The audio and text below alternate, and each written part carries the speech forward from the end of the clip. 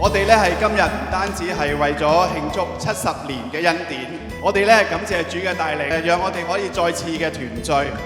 我哋有昔日嘅院友啦，海外翻嚟嘅弟兄姊妹啦，我哋嘅前同工啦，現任嘅同工啦，我哋嘅支持者啦、義工啦同埋朋友一齊翻到嚟我哋嘅家。呢個畫面咧係好似聖經咁講，係何等嘅善，何等嘅美。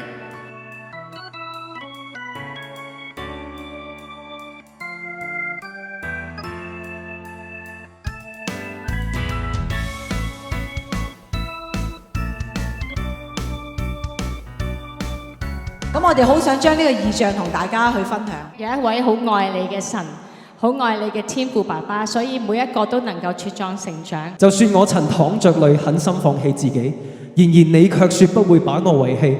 希望今日大家可以感受到呢一份嘅愛。這是什麼的道理？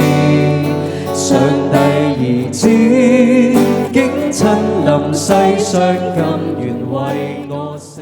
我哋嘅聯繫70年，今日都喺度見到好多唔同嘅院友同工聚首一堂，呢一種嘅聯繫唔係一天，係70年。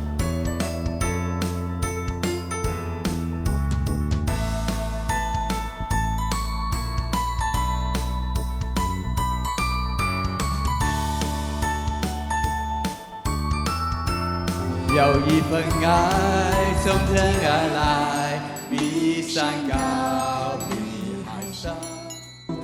耶穌的愛點燃我心中熊熊愛火，我們一起向世界播出愛。